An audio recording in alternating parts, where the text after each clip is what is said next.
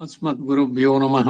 अस्मत्परमगुरुभ्यो नमः। अस्मत्सर्वगुरुभ्यो नमः। श्रीमते रामानुजाय नमः। श्रीमान् वेङ्कटनाथार्यः कवितार्किककेसरी वेदान्ताचार्यवर्यो मे सन्निधत्तां सदा हृदि। गुरुभ्यः तद्गुरुभ्यश्च नमो वागमदीमहे प्रणीमहे च तत्राद्यो दम्पती जगदाम्बति स्वशेषभूतेन मया स्वीयैः सर्वपरिच्छदैः विधातुं प्रीतमात्मानं श्रीमान् पद्मते स्वयं शुक्लाम्बरधरं विष्णुं शशिवर्णं चतुर्भुजं प्रसन्नवदनं ध्यायेत् सर्वविघ्नोपशान्तिः। यस्य द्विरदवक्त्राद्याः पारिषद्याः स्पर्शतं विघ्नं निघ्नन्ति सततं विश्वक्सेनं तमाश्रये। दिव्याकारं सरोजाक्षं शङ्खचक्रगदा मुकुन्दद्वारनिलयं विश्वक्सेनमुपास्महे। रामानुजदयापात्रं ज्ञानवैराग्यभूषणं श्रीमद्वेङ्कटनाथार्यं वन्दे वेदान्तदेशिकम्। लक्ष्मीनाथसमारम्भां नाथे अमनमध्यमाम् अस्मदाचार्यपर्यन्तां वन्दे गुरुपरम्पराम्। यो नित्यमच्युतपदाम्बुजयुग्मरुक्मं व्यामोहतस्तदितराणि तृणाय मेने अस्मद्गुरोर्भगवतस्य दैकसिन्धोः रामानुजस्य चरणौ शरणं प्रपद्ये। मातापिता युवतियस्तनया विभूतिः सर्वं यदेव नियमेन मदन्मयानहम् आद्यस्य नः कुलपतेर्वकुलाविरामं श्रीमत्तदङ्घ्रिकुलं प्रणमामि मूर्धन् भूतं सरश्च महदाह्वयपट्टनः श्रीभक्तिसारकुलशेखर योगिवाहान् भक्ताङ्घ्रिरेण परकालयतीन्द्रमिश्रान् श्रीमत्पराङ्कुशमुनिं प्रणतोऽस्मि नित्यम्। ज्ञानानन्दमयं देवं निर्मलं स्फटिकाकृतिम् आधारं सर्वविद्यानां हयग्रीवमुपास्महे। व्यासं वसिष्ठनप्तारं शक्तेः पौत्रमकल्मषं पराशरात्मजं वन्दे शुकतातं तपोनिधिं। व्यासाय विष्णुरूपाय व्यासरूपाय विष्णवे नमो वै ब्रह्मनिधये वासिष्ठाय नमो नमः। जयति-पराशरसूनुः सत्यवतीः हृदयनन्दनो व्यासः यस्यास्य कमलगलितं वाङ्मयममृतं जगत्पिबति नारायणं नमस्कृत्य नरं चैव नरोत्तमं देवीं सरस्वतीं व्यासं ततो जयमुदीरयेत्। कृष्णं कमलभद्राक्षं पुण्यश्रवणकीर्तनं वासुदेवं जगद्योनिं नौमि नारायणं हरिं। यादवेन्द्राय ज्ञानमुद्राय योगिने नाथाय रुक्मिणीशाय नमो वेदान्तवेदिने नमोऽस्तु ते व्यासविशालबुद्धे पुल्लारविन्दाय तवत्तनेत्र येन त्वया भारततैलपूर्णः प्रज्वालितो ज्ञानमयप्रदीपः। युधिष्ठिरो धर्ममयो महद्रुमः स्कन्दोऽर्जुनो भीमसेनोऽस्य शाखाः माद्रीसुतो पुष्पोले समृद्धे मूलं कृष्णं ब्रह्म च ब्राह्मणाश्च भीष्मद्रोणतडा जयद्रथजला गान्धार नीलोत्पला शल्यग्राहवती कृपेण वहिनी कर्णेन वेलाकुलाम् अश्वत्थाम विकर्णघोरमकरा दुर्योधनावर्तिनी सोत्तीर्णाः खलु पाण्डवैरणनदी कैवर्तके केशवे धर्मे चार्धे जगामे च मोक्षे च भरतर्षभ यदि हस्ति तदन्यत्र यन्नेहास्ति न तत्क्वचित् महत्त्वे च गुरुत्वे च ध्रियमाणं यतोऽधिकम् महत्त्वात् भारवत्वाच्च महाभारतमुच्यते। अष्टमहिषी समेता श्रीकृष्णाय परब्रह्मणे नमः। अथ श्रीमन्महाभारते द्रोणपर्वे द्रोणयुद्धवर्णो नाम एकोत्तर चतुष्पञ्चाशदध्यायः 154ನೇ ಅಧ್ಯಾಯ ದ್ರೋಣ ಪರ್ವದಲ್ಲಿ ಘಟೋತ್ಕಚ ಪರ್ವ ಪುಟ 615 ಇದರಲ್ಲಿ. ಈ ನಡುವೆ ಧೃತರಾಷ್ಟ್ರ ಸಂಜಯನನ್ನ, ಹೇ ಸಂಜಯ, ಆಚಾರ್ಯನು ನೀತಿ ಧರ್ಮಗಳನ್ನ ಮೀರಿ ನಡೆಯುತ್ತಿರುವ ಮೂಢನಾದ ನನ್ನ ಮಗನಿಗೆ ಬುದ್ಧಿವಾದಗಳನ್ನು ಹೇಳಿದೆ ಎಂದು, ಅವನ ರಕ್ಷಣೆಗಾಗಿ ತಾನೇ ಬಂದು ಪಾಂಡವರನ್ನ ತಡೆದ ಎಂದು ಹೇಳಿದೆ. ಪಾಂಡವರವನನ್ನ ಹೇಗೆ ನಿವಾರಿಸಿದ್ರು?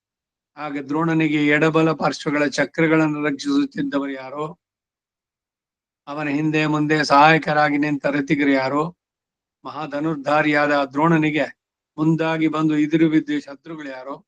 ವೀರಾಗ್ರಣಿಯು ಧನುರ್ಧಾರಿಗಳಲ್ಲಿ ಶ್ರೇಷ್ಠನೂ ಆದಂತಹ ದ್ರೋಣನು ತನ್ನ ರಥಮಾರ್ಗಗಳಲ್ಲಿ ನರ್ತಿಸುವಂತೆ ಸಂಚರಿಸುತ್ತಾ ಅಗ್ನಿಯಂತೆ ಶತ್ರು ಸೈನ್ಯಗಳನ್ನೆಲ್ಲ ದಹಿಸುತ್ತಾ ಬರುವ ಕಾಲದಲ್ಲಿ ಪಾಂಚಾಲರ ಮೈಯೆಲ್ಲ ಮಿತಿಮೀರಿದ ಚಳಿಗೆ ಸಿಕ್ಕಿಬಿದ್ದಂತೆ ನಡಿಗೆ ಹೋಗಿರ್ಬೇಕೆಂದು ತೋರುತ್ತೆ. ಹೇ ಸಂಜಯ, ಅಂತಹ ದ್ರೋಣಾಚಾರ್ಯನು ಹೇಗೆ ತಾನೇ ಯುದ್ಧದಲ್ಲಿ ಮರಣಕ್ಕೀಡಾದ ಎಂದ. ಅದಕ್ಕ ಸಂಜಯ, ಹೇ ಧೃತರಾಷ್ಟ್ರ ಮಹಾರಾಜ, ಕೇಳು. ಆ ದಿನದ ಸಾಯಂಕಾಲದಲ್ಲಿ ಅರ್ಜುನನು ಸೈಂಧವನನ್ನು ಕೊಂದು ಧರ್ಮರಾಜನ ಬಳಿಗೆ ಬಂದನಷ್ಟೇ. ಆಮೇಲೆ ಸಾತ್ವಿಕಿ, ಯುಧಿಷ್ಠಿರ, ಭೀಮ, ನಕುಲ, ಸಹದೇವ, ಧೃಷ್ಟದ್ಯುಮ್ನ, ಶತಾನೀಕ, ವಿರಾಟ, ಕೇಕರಿ ಎಲ್ಲರೂ ಒಂದಾಗಿ ತಮ್ಮ ತಮ್ಮ ಸೈನ್ಯಗಳೊಡನೆ ದ್ರೋಣನ ಒಬ್ಬನನ್ನೇ ಎದುರಿಸಲು ಹೊರಟರು. ಮತ್ಸ್ಯ, ಸಾಲ್ವ ಸೈನಿಕರು ಆ ದ್ರೋಣನನ್ನ ಎದುರಿಸಿ ಹೊರಟರು. ದ್ರುಪದನು ಕೂಡ ಪಾಂಚಾಲ ಸೈನಿಗಳನ್ನೆಲ್ಲ ಸೇರಿಸಿಕೊಂಡು ದ್ರೋಣನಿಗೆ ಎದುರಾದ. ಇದರಂತೆಯೇ ದ್ರೌಪದಿ ಪುತ್ರರು, ಘಟೋತ್ಕಚನೆಂಬ ರಾಕ್ಷಸನು, ಪ್ರಭದ್ರಕರು, ಶಸ್ತ್ರಧಾರಿಗಳಾದ 6,000 ಮಂದಿ ಪಾಂಚಾಲರು ಒಂದಾಗಿ ಆ ದ್ರೋಣನನ್ನೇ ಎದುರಿಸುವುದಕ್ಕಾಗಿ ಹೊರಟರು. ಪಾಂಡವರ ಕಡೆಗೆ ಇತರ ಮಹಾರಥರು ಅವರಿಗೆ ಬೆಂಬಲವಾಗಿ ಹೊರಟರು. ಇವರೆಲ್ಲರೂ ಯುದ್ಧ ಸನ್ನದ್ಧರಾಗಿ ಹೊರಡುವ ಹೊತ್ತಿಗೆ ಕತ್ತಲೆಯಾಯಿತು. ರಾತ್ರಿಯು ಭಯಂಕರವಾಗಿ ಕಾಣಿಸ್ತಾ ಇತ್ತು. ಚತುರಂಗ ಸೈನ್ಯಗಳಿಗೂ ನಾಶಕರವಾದಂತಹ ಆ ಭಯಂಕರ ರಾತ್ರಿಯಲ್ಲಿ ರಣರಂಗದ ಸುತ್ತಲೂ ನೆರೆಗಳು ಭಯಂಕರವಾಗಿ ಓಡಿಡುತ್ತಾ ಬಾಯಿಂದ ಉರಿಯನ್ನು ಕಕ್ತಾ ಇದ್ವು. ಗೂಬೆಗಳು ನಾನಾ ಕಡೆಗಳಿಂದ ಎರಗಿ ವಿಶೇಷವಾಗಿ ಕೌರವ ಸೈನ್ಯದಲ್ಲೇ ಕಾಣಿಸಿಕೊಂಡು ಭಯಂಕರ ಧ್ವನಿಯಿಂದ ಗುಬ್ಬಳಿಸ್ತಾ ಇದ್ವು. ಉಭಯ ಸೈನ್ಯಗಳಲ್ಲಿಯೂ ಯುದ್ಧಾರಂಭ ಸೂಚಕವಾದ ಬೇರೆ ಮೃದಂಗಾದಿ ವಾದ್ಯ ಧ್ವನಿಗಳು ಆರಂಭವಾದವು. ಇವುಗಳೊಡನೆ ಆನೆಗಳ ಗರ್ಜನೆ, ಕುದುರೆಗಳ ಕೂಗು, ಕುದುರೆಗಳ ಗೊರಸಿನ ಧ್ವನಿ ಇವೆಲ್ಲ ಒಂದಾಗಿ ಪ್ರಬಲ ಘೋಷ ಉಂಟಾಯಿತು. ಅದೇ ರಾತ್ರಿ ಪ್ರಬಲ ಯುದ್ಧ ಆರಂಭ ಆಯಿತು. ಅತ್ತಲಾಗಿ ದ್ರೋಣನು, ಇತ್ತಲಾಗಿ ಸಂಜಯರು ಒಬ್ಬರನ್ನೊಬ್ಬರು ಹೊಡೆಯಲಾರಂಭಿಸಿದ್ರು. ಭಯಂಕರವಾದ ಕತ್ತಲೆ ಒಂದು, ಸೇನಾ ಧೂಳಿ ಒಂದು, ಇವೆರಡರಿಂದ ಕಣ್ಣಿಗೆ ಯಾವುದೊಂದು ಕಾಣದಂತಾಯಿತು. ಇಷ್ಟರಲ್ಲಿಯೇ ಆನೆ, ಕುದುರೆ, ಕಾಲಾಳುಗಳ ದೇಹದಿಂದ ಹೊರಟ ರಕ್ತಸ್ರಾವಗಳ ನಡುವೆ ಆ ಧೂಳನ್ನು ತಗ್ಗಿಸ್ತಾ ಇದ್ವು. ಬಿದಿರಿನ ಮಳೆಗೆ ಬೆಂಕಿ ಹಿಡಿದಂತೆ ಶಸ್ತ್ರಗಳ ಅನ್ಯೋನ್ಯ ಸಂಘಟನದಿಂದ ಉಂಟಾದ ಭಯಂಕರ ಚಟಾತ್ಕಾರವು ಕೇಳಿಸ್ತಾ ಇತ್ತು. ಮೃದಂಗ, ಆನಕ, ಜರ್ಜರ, ಪಟಹ ಮುಂತಾದ ರಣವಾದ್ಯಗಳ ಘೋಷ ಒಂದು ಕಡೆ, ಆನೆಗಳ ಗರ್ಜನೆ ಒಂದು ಕಡೆ, ಕುದುರೆಗಳ ಹೇಷಿತ ಒಂದು ಕಡೆ. ಈ ಶಬ್ದಗಳಿಂದ ಎಲ್ಲವೂ ಆಗುಲವಾದಂತಿತ್ತು. ಆ ಅಂಧಕಾರದಲ್ಲಿ ತನ್ನವರು ಶತ್ರುಗಳು ಎಂಬ ಭೇದವೇ ತಿಳಿತಾ ಇರಲಿಲ್ಲ.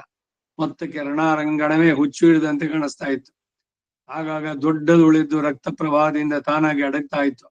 ಸುವರ್ಣಮಯಗಳಾದ ಕವಚಭೂಷಣಗಳ ಕಾಂತಿಯಿಂದ ಆಗಾಗ ಕತ್ತಲೆಯು ತಗ್ಗಿ ಬೆಳಕು ಕಾಣಿಸ್ತಾ ಇತ್ತು. ಸುವರ್ಣ ರತ್ನಾಭರಣಗಳ ಕಾಂತಿಯಿಂದ ರಣಾಂಗಣ ನಕ್ಷತ್ರ ಶೋಭಿತವಾದ ರಾತ್ರಿ ಅಂತ ಕಾಣಿಸ್ತು. ಅಲ್ಲಲ್ಲಿ ನರಿಗಳು ಕೂಗುತ್ತವೆ, ಆನೆಗಳು ಗರ್ಜಿಸುತ್ತವೆ.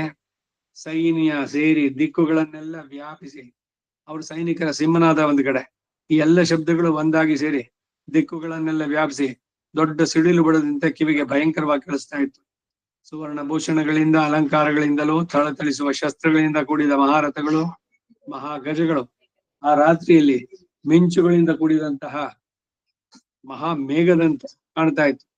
ವೃಷ್ಟಿ, ಶಕ್ತಿ, ಗದೆ, ಬಾಣ, ಮುಸಲ, ಪ್ರಾಸ, ಪಟ್ಟಸ ಮೊದಲಾದ ವಿವಿಧ ಆಯುಧಗಳು ಆಕಾಶದಲ್ಲಿ ಅಗ್ನಿ ಜ್ವಾಲೆಗಳಂತೆ ಹಾರಾಡ್ತಾ ಇದ್ವು. ಆಗಿನ ಯುದ್ಧರಂಗ ಭಯಂಕರವಾದ ಮಹಾ ಮೇಘದಂತೆ ಕಾಣಿಸ್ತಾ ಇತ್ತು. ಅದರಲ್ಲಿ ದುರ್ಯೋಧನೇ ಎದುರುಗಾಳಿ, ರಥಗಜಗಳೇ ಸುತ್ತಲೂ ಆವರಿಸಿರುವಂತಹ ಮೇಘಗಳು, ವಾದ್ಯಘೋಷವೇ ಪ್ರವಾಹ ಘೋಷ, ಧ್ವಜ ಚಾಪಗಳೇ ಮಿಂಚುಗಳು, ದ್ರೋಣ ಪಾಂಡವರೇ ಪರ್ಜನ್ಯ ದೇವತೆಗಳು, ಕತ್ತಿ, ಶಕ್ತಿ, ಗದೆ ಮೊದಲಾದ ಆಯುಧಗಳೇ ಸಿಡಿಲುಗಳು, ಬಾಣಗಳೇ ಜಲಪಾತಗಳು, ಅಸ್ತ್ರಗಳೇ ಮಳೆಗಾಳಿ, ಶಸ್ತ್ರಪಾತಗಳಿಂದ ಉಂಟಾದ ಕಿಡಿಗಳೇ ಸಿಡಿಲಿನ ಉಷ್ಣ. ಸರ್ವ ಪ್ರಾಣಹಾರಕವಾಗಿ, ಭಯಂಕರವಾಗಿ, ಆಶ್ಚರ್ಯಕರವಾಗಿ ಮತ್ತು ದಾಟುವುದಕ್ಕೆ ತಕ್ಕ ಸಾಧನವೂ ಇಲ್ಲದ ನದಿಯಲ್ಲಿ ಪ್ರವೇಶಿಸುವಂತೆ ಯುದ್ಧಾತುರವುಳ್ಳ ವೀರರು ರಣರಂಗದಲ್ಲಿ ಪ್ರವೇಶಿಸಿದ್ರು. ವೀರುಗಳಿಗೆ ಭಯವನ್ನ, ಶೂರರಿಗೆ ಉತ್ಸಾಹವನ್ನು ಹುಟ್ಟಿಸ್ತಾ ಇದ್ದದ್ದ ಆ ರಾತ್ರಿ ಯುದ್ಧದಲ್ಲಿ ಪಾಂಡವರು, ಸಂಜಯರು ಒಂದಾಗಿ ಕೋಪದಿಂದ ದ್ರೋಣನನ್ನ ಎದುರಿಸಿದ್ರು. ದ್ರೋಣ ತನಗೆದುರಾಗಿ ಬಂದ ಒಬ್ಬೊಬ್ಬರನ್ನು ತನ್ನ ಪರಾಕ್ರಮದಿಂದ ನಿಮಿಷ ಮಾತ್ರದಲ್ಲಿ ವಿಮುಖರನ್ನಾಗಿ ಮಾಡ್ದ. ಅನೇಕರನ್ನು ಕೊಂದ. ಸ್ವಲ್ಪ ಹೊತ್ತಿನಲ್ಲಿಯೇ ಸಾವಿರಾರು ಆನೆಗಳು, ಲಕ್ಷ ಸಂಖ್ಯೆಯ ರಥಗಳು, 10 ಲಕ್ಷ ಸಂಖ್ಯೆಯ ಪದಾತಿಗಳು, ಅರ್ಬುದ ಸಂಖ್ಯೆಯ ಕುದುರೆಗಳು ಇವೆಲ್ಲ ದ್ರೋಣನೊಬ್ಬನ ಬಾಣಗಳಿಂದಲೇ ಹತವಾಗಿ ಬಿದ್ದುವ. ರಾತ್ರಿಯ ಆರಂಭದಲ್ಲಿಯೇ ಇಷ್ಟು ಭಯಂಕರ ಯುದ್ಧ ನಡೀತು. ಇಲ್ಲಿಗೆ 155ನೇ ಅಧ್ಯಾಯ. ಅಷ್ಟಮೈಷಿ ಸಮೇತ ಶ್ರೀ ಕೃಷ್ಣಾಯ ಪರಬ್ರಹ್ಮಣೇ ನಮಃ. 154 ಪ್ರಿಂಟಿಂಗ್ ಮಿಸ್ಟೇಕ್ ಇದು. 155 ಇದಾಗ್ಬೇಕು, ಒಂದು ಜಂಪ್ ಆಗ್ಬಿಟ್ಟಿದೆ. ಎಲ್ಲ ಮುದ್ರಾ ರಾಕ್ಷಸನ ಹಾವಳಿ. 155ನೇ ಅಧ್ಯಾಯ. ಭೀಮ, ದುರ್ಮದ, ದುರ್ಮರ್ಶನ ಮೊದಲಾದ ಧೃತರಾಷ್ಟ್ರ ಪುತ್ರರನ್ನ ಕೊಂದದ್ದು. ಅಷ್ಟಮೈಷಿ ಸಮೇತ ಶ್ರೀ ಕೃಷ್ಣಾಯ ಪರಬ್ರಹ್ಮಣೇ ನಮಃ. ಹಾಗೆ ಧೃತರಾಷ್ಟ್ರ ಸಂಜಯನನ್ನು ಕುರಿತು, ಸಂಜಯ, ದ್ರೋಣಾಚಾರ್ಯನು ಯಾರಿಗೂ ಸೋಲ್ದವನು, ಅಮಿತ ತೇಜಸ್ಸುಳ್ಳವನು, ಅವನು ಆ ರಾತ್ರಿ ಯುದ್ಧದಲ್ಲಿ ಸಂಜೆ ಸೈನ್ಯವನ್ನು ಕೋಪದಿಂದ ಪ್ರವೇಶಿಸಿದಾಗ ನಮ್ಮವರ ಆಲೋಚನೆ ಏನಾಗಿತ್ತು? ಶಾಸ್ತ್ರ ಮರ್ಯಾದೆಯನ್ನ ಮೀರಿ ನಡೆಯುತ್ತಿರುವ ನನ್ನ ಮಗನಿಗೆ ದ್ರೋಣನು ತಕ್ಕ ಬುದ್ಧಿವಾದಗಳನ್ನು ಹೇಳಿ ತಾನು ಯುದ್ಧಕ್ಕಾಗಿ ಪಾಂಡವ ಸೈನ್ಯದಲ್ಲಿ ಪ್ರವೇಶಿಸಿದಾಗ ಅರ್ಜುನ ಏನು ಮಾಡಿದ? ಮನುಷ್ಯರ ಸ್ವಭಾವಗಳು ಹೆಂಗಿರುತ್ತೆ ಅಂದ್ರೆ ತಮ್ಮ ತಪ್ಪುಗಳನ್ನು ಬೇರೆಯವ್ರ ಮೇಲೆ ಆರೋಪಿಸ್ಬಿಡೋದು. ಮಗನನ್ನ ನಿಂದಿಸೋದು ಅಷ್ಟೇನೆ. ಆದ್ರೆ ಮಗ ಮಾಡಿದ ಕೆಲ್ಸಕ್ಕೆಲ್ಲ ಜಸ್ಟಿಫಿಕೇಶನ್. ಯಾವ ರೀತಿ ಮಾಡ್ತಾನೆ? ಶಾಸ್ತ್ರ ಮರ್ಯಾದೆಯನ್ನ ಮೀರಿ ನಡೀತಾ ಇರೋ ನನ್ನ ಮಗ, ಅವನು ಮೀರುವಂತೆ ಮಾಡಿದ್ದವ್ರು ಯಾರೋ? ತಾನು ಯುದ್ಧಕ್ಕಾಗಿ ಪಾಂಡವ ಸೈನ್ಯದಲ್ಲಿ ಪ್ರವೇಶಿಸಿದಾಗ ಅರ್ಜುನ ಏನ್ ಮಾಡ್ದ? ಸೈನ್ಯದವನು ಭೂರಿಷ್ಠವಸು ಹತರಾದ ಮೇಲೆ ದ್ರೋಣನು ಅತಿ ಆಕ್ರೋಶದಿಂದ ಪಾಂಚಾಲರನ್ನ ಎದುರಿಸಿದಾಗ ಇತ್ತಲಾಗಿ ನಮ್ಮ ಗಡಿಯಲ್ಲಿ ದುರ್ಯೋಧನ, ಅತ್ತಲಾಗಿ ಅರ್ಜುನನು ತಮ್ಮ ತಮ್ಮ ಮುಂದಿನ ಕಾರ್ಯವನ್ನು ಕುರಿತು ಏನನ್ನ ಆಲೋಚಿಸಿದ್ರು? ಯುದ್ಧಕ್ಕೆ ಹೊರಟಾಗ ಆ ಬ್ರಾಹ್ಮಣೋತ್ತಮನನ್ನು ಹಿಂಬಾಲಿಸಿದವರು ಯಾರು? ಅವನ ಬೆಂಗಾಲಿಗೆ ನಿಂತು ಶೂರ್ರು ಯಾರು? ಅವನ ಮುಂಭಾಗದಲ್ಲಿ ಯುದ್ಧಕ್ಕೆ ನಿಂತವ್ರು ಯಾರು? ಸಂಜಯ, ಆ ದ್ರೋಣನ ಬಾಣಗಳಿಗೆ ಎದುರಾದ ಪಾಂಡವರು ಚಳಿಗಾಲದಲ್ಲಿ ಮಹತ್ತಾದ ಚಳಿಗೆ ಸಿಕ್ಕಿದ ಹಸುಗಳಂತೆ ಭಯದಿಂದ ನಡುಗಿ ಹೋಗಿರಬಹುದು ಅಂತ ತಿಳಿತಾನೆ.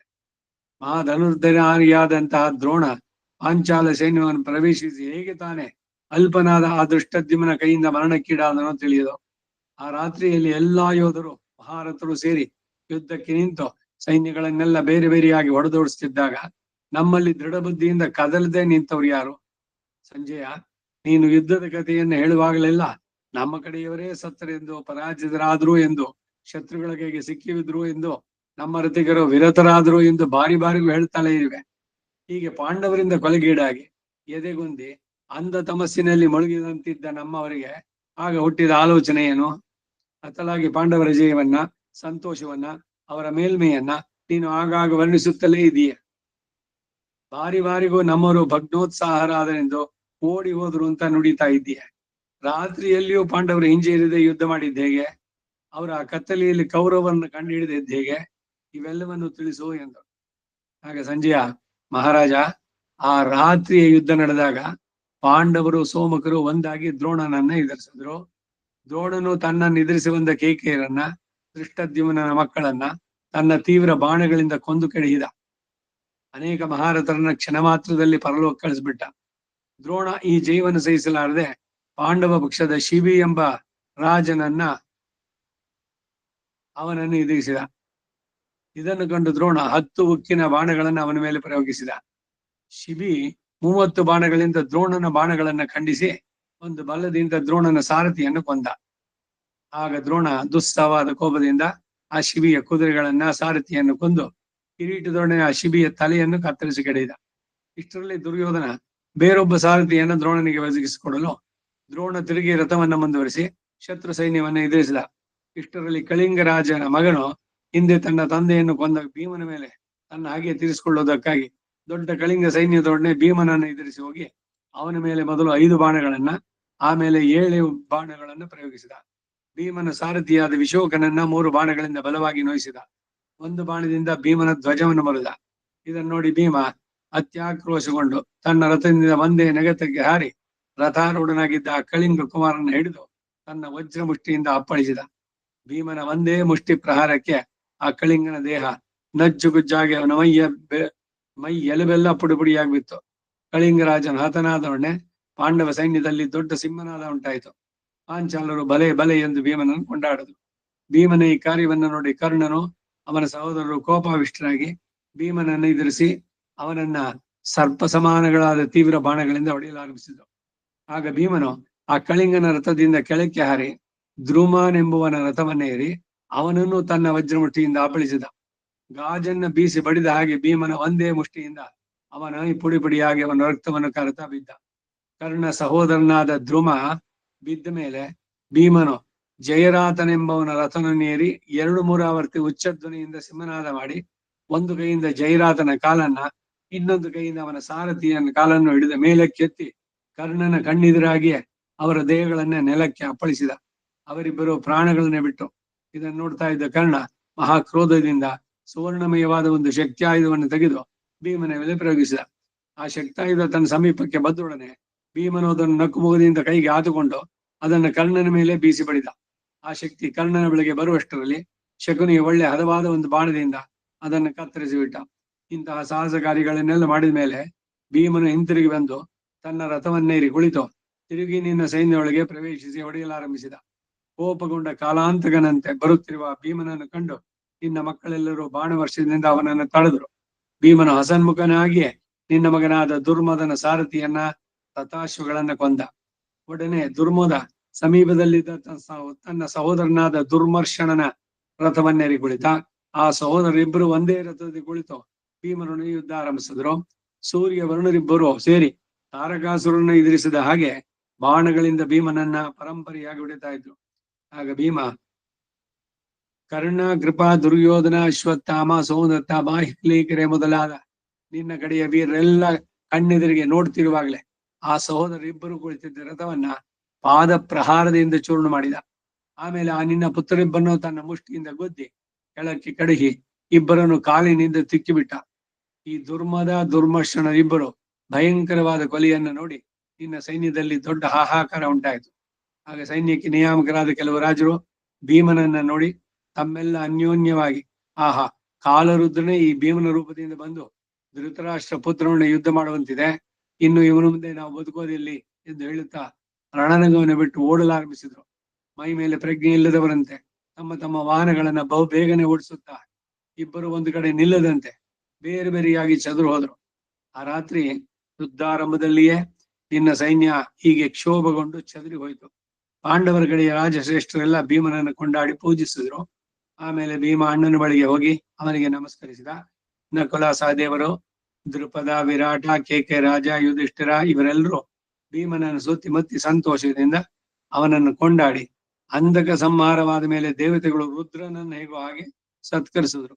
ಇತ್ತಲಾಗಿ ವರುಣಕುಮಾರನಿಗೆ ಸಮಾನ ತೇಜಸ್ಸುಳ್ಳಂತ ನಿನ್ನ ಮಕ್ಕಳೆಲ್ಲರೂ ಅತಿ ಕ್ರೋಧದಿಂದ ದ್ರೋಣಾಚಾರ್ಯನನ್ನು ಮುಂದಿಟ್ಟುಕೊಂಡು ಚತುರಂಗ ಸೈನ್ಯಗಳೊಡನೆ ಭೀಮನೊಡನೆ ಯುದ್ಧಕ್ಕಾಗಿ ಅವನ ಸುತ್ತಲೂ ಆವರಿಸಿಕೊಂಡ್ರು. ಇತ್ತಲಿಂದ ನಕುಲ, ಸಹದೇವರು, ದೃಪದನ ಮಕ್ಕಳು ದೃಪದ, ವಿರಾಟ, ಧರ್ಮರಾಜ, ಸಾತ್ವಿಕಿ, ಘಟೋದ್ಗಜ, ಜಯ ವಿಜಯ, ದ್ರುಮ, ವೃಕ, ಸಂಜಯ ಎಲ್ಲರೂ ಒಂದಾಗಿ ಸೇರಿ ನಿನ್ನ ಮಕ್ಕಳನ್ನ ಎದುರಿಸಿ ತಡೆದ್ರು. ಅಂಧಕಾರಮಯವಾದಂತಹ ಆ ಭಯಂಕರ ರಾತ್ರಿಯಲ್ಲಿ ಉಭಯ ಸೈನ್ಯಕ್ಕೂ ದಾರುಣವಾದ ಯುದ್ಧ ಆಯಿತು. ಆ ರಾತ್ರಿಯಲ್ಲಿ ನರಿ, ತುಳ ಮೊದಲಾದ ಮಾಂಸಾಹಾರಿ ಪ್ರಾಣಿಗಳಿಗೆಲ್ಲ ಆನಂದಕರವಾದ ಅದ್ಭುತವಾದ ಯುದ್ಧ ಅಲ್ಲಿ ನಡೆಯಲಾರಂಭಿಸಿತು. ಇಲ್ಲಿಗೆ 156ನೇ ಅಧ್ಯಾಯ ಅಂದ್ರು. 155 ಆಕ್ಚುಲ್ ಅದು. ಅಷ್ಟಮೈಷಿ ಸಮೇತ ಶ್ರೀ ಕೃಷ್ಣಾಯ ಪರಬ್ರಹ್ಮಣೇ ನಮಃ. ಮುಂದಿನ ಅಧ್ಯಾಯ ಸಾತ್ಯಕಿಯಿಂದ ಸೋಮದತ್ತನ ಪರಾಜಯ, ಅಶ್ವತ್ಥಾಮ ಘಟೋದ್ಗಜರ ಯುದ್ಧ, ಅಶ್ವತ್ಥಾಮನ ಅದ್ಭುತ ಪರಾಕ್ರಮ. ಅಷ್ಟಮೈಷಿ ಸಮೇತ ಶ್ರೀ ಕೃಷ್ಣಾಯ ಪರಬ್ರಹ್ಮಣೇ ನಮಃ.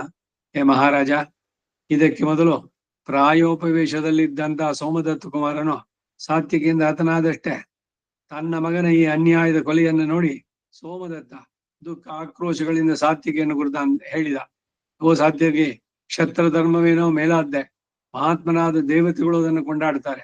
ಅಂತ ಉತ್ತಮ ಕ್ಷತ್ರ ಧರ್ಮವನ್ನು ತೊರೆದು ನೀನು ಕ್ರೂರರಾದ ಬೇಡರ ನೀತಿಯನ್ನು ಹೇಗೆ ತಾನೇ ಅನುಸರಿಸಿದೆ?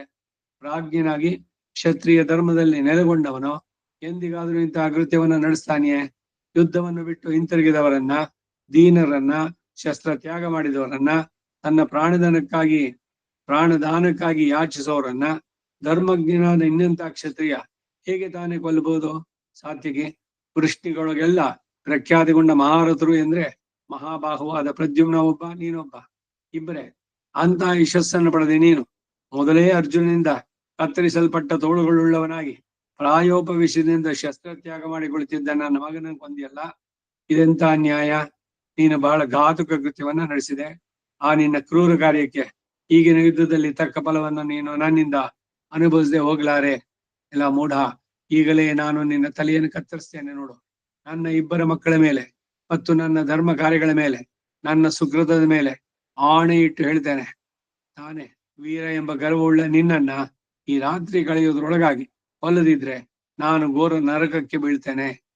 ಕುಂತಿ ಕುಮಾರನಾದ ಅಪಾರ್ಥನಿಂದ ನೀನು ರಕ್ಷಿಸಲ್ಪಡದೆ ಇದ್ರೆ ನಿನ್ನ ಪುತ್ರ ಸಹೋದರಾದಿಗಳೆಲ್ಲರೊಡನೆ ಸೇರಿಸಿ ನಿನ್ನನ್ನು ಕೊಂದು ತೀರಿಸಿಬಿಡ್ತೇನೆ ಎಂದ. ಆ ಸೋಮದತ್ತನ ಉಚ್ಚಧ್ವನಿಯಿಂದ ಶಂಖವನ್ನು ಓದಿದ, ದೊಡ್ಡ ಸಿಂಹನಾದವನ್ನು ಮಾಡಿದ. ಆಗ ಸಾತ್ಯಕಿ ಕ್ರೋಧಾವೇಶದಿಂದ ಸೋಮದತ್ತನ್ ನೋಡಿ, ಹೇ ಕೌರವಕುಮಾರ, ಇದಕ್ಕೆಲ್ಲ ನಾನು ಹೆದರ್ತಕ್ಕವನಲ್ಲ. ನಿನ್ನೊಡನೆ ಮಾತ್ರ ಅಲ್ಲ, ಬೇರೆ ಯಾರೊಡನೆ ಆದ್ರೂ ನಾನು ಯುದ್ಧಕ್ಕೆ ನಿಲ್ಲಲು ಹೆದರ್ದವನಲ್ಲ.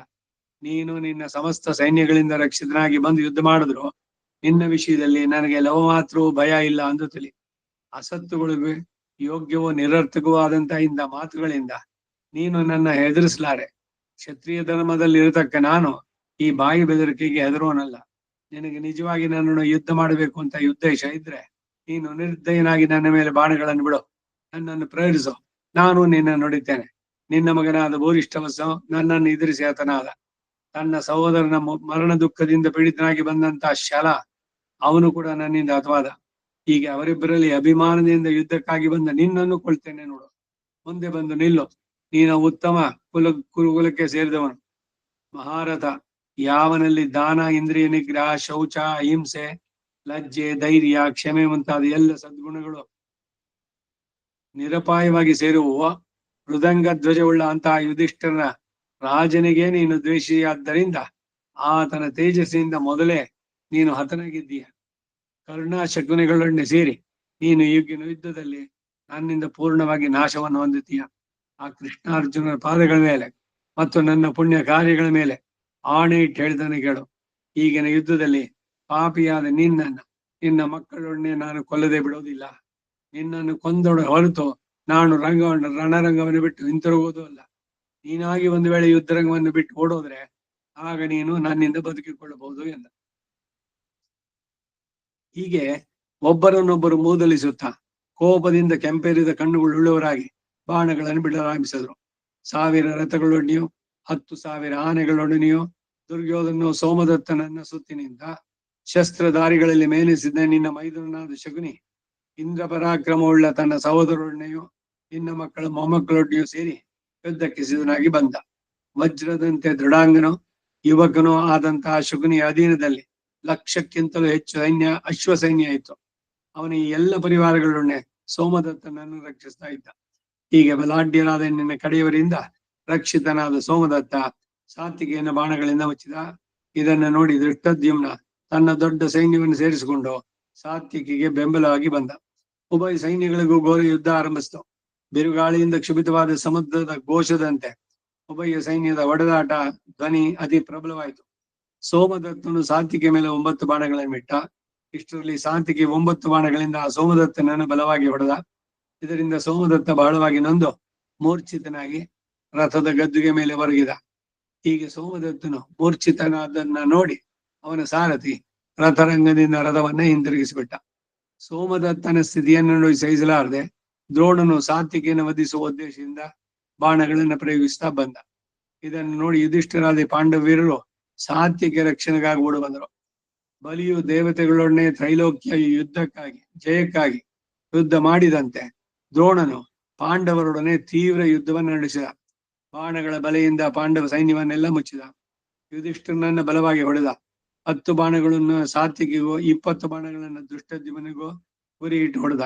ಹಾಗೆ ಭೀಮನಿಗೆ 9, ನಕುಲನಿಗೆ 5, ಸಹದೇವನಿಗೆ 8, ಶಿಖಂಡಿಗೆ 100, ಉಪಪಾಂಡವರಲ್ಲಿ ಒಬ್ಬೊಬ್ಬರಿಗೂ 5, ವಿರಾಟನಿಗೆ 8, ದ್ರುಪದನಿಗೆ 10, ಯುಧಾಮನ್ಯುವಿಗೆ 3, ಉತ್ತಮೋಜಸ್ಸಿಗೆ 6. ಹೀಗೆ ಒಬ್ಬೊಬ್ಬರ ಮೇಲೂ ಬಾಣಗಳನ್ನ ಹೊಡೆದ.